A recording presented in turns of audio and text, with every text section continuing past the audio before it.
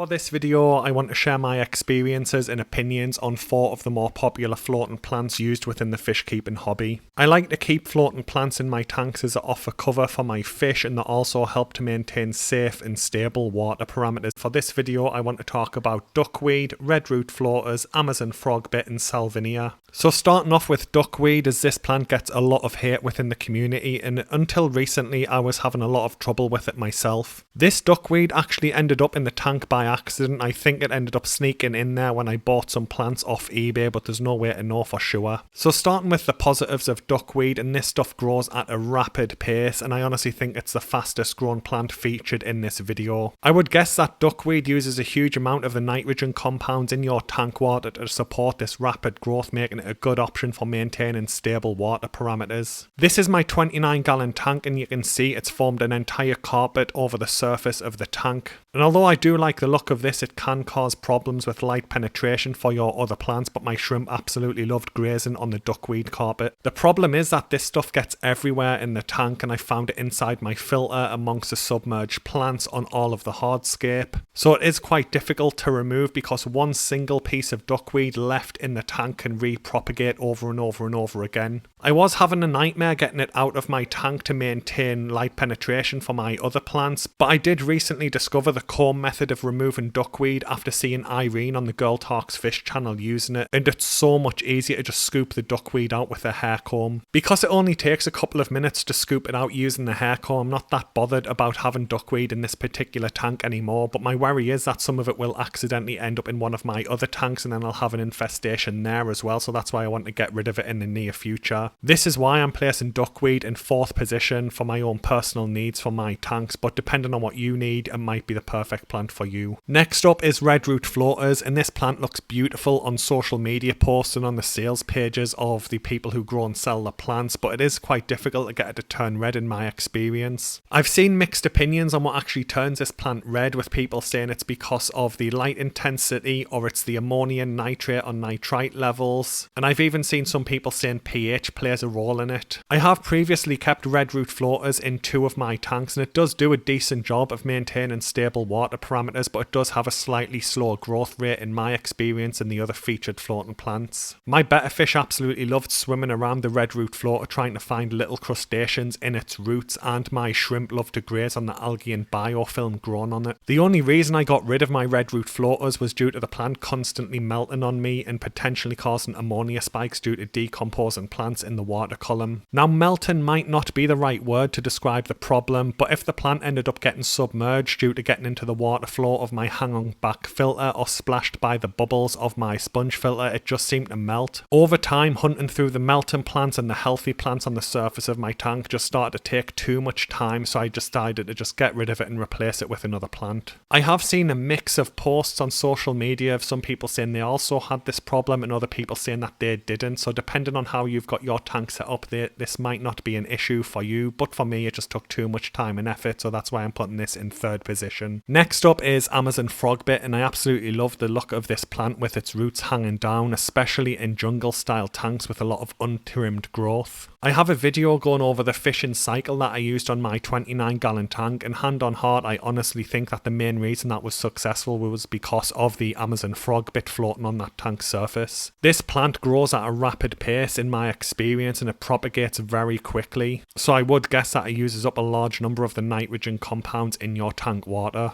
This is also the largest plant featured in this video, and I often saw my smaller fish sheltering under it, especially my honey gourami, but sometimes my rasboras and tetras. My shrimp also love to graze on the algae and biofilm grown on the roots of this plant, and they would also capture small stray pieces of fish food that the shrimp would get from the roots as well. The main reason I removed the Amazon frogbit from my tank was due to the amount of maintenance that it required to trim the roots. Because of the rapid growth of Amazon frogbit, I ended up having to trim the roots of the plant once or sometimes even twice per week, or it'd end up taking over and restrict the swim space for my neon tetras in this tank. Now, it really doesn't take that long to trim your Amazon frogbit, Frogbits, especially if you just lay them across your palm to get a rough length for their roots and then chop them down to size, but was more the consistency of having to do it over and over. If I didn't have the large piece of driftwood in this tank that already takes up a large amount of the swim space for my fish, I probably would have kept the Amazon Frogbit in the tank in all honesty, because I really do like the look of it. Finally, we have my current floating plant of choice, Salvinia, and I absolutely love this plant, and in my experience it has most of the strengths of the other featured plants and none of their weaknesses. One thing to note is that there's multiple types of Salvinia out there, and I have Salvinia articulata, with Salvinia natans, sometimes called Salvinia minima, being another popular option. In my experience, Salvinia does have a very fast growth rate and it repopulates the surface of this 30 by 30 centimeter Wallstad betta tank in 7 to 10 days after I remove the majority of the plant. I also remove at least half of the Salvinia from the floating plant rings in both of my guppy tanks once per week, and by the following week it's all grown back. Due to this rapid growth rate, I would also guess that this will use up a lot of the nitrogen compounds in your tank water, helping to maintain safe and stable water parameters for your fish. Unlike Amazon Frogbit, the roots of Salvinia are short like duckweed and redroot floaters, so there's no constant trimming and extra maintenance required for the plant. The larger size of Salvinia also makes it easier to remove when needed and prevent problems that are common with duckweed, as I can literally just scoop handfuls of Salvinia out of my tanks as required without issue. Unlike redroot floaters, the surface and texture of Salvinia is able to wick water away from the plant, so it doesn't really melt much if it does end up getting submerged in any of my tanks. This is why I personally rate Salvinia as the best floating plant for my aquariums, but your setups and requirements may be different to mine, and like I said, I do love Frogbit and I probably will use it again in the future in a jungle style tank.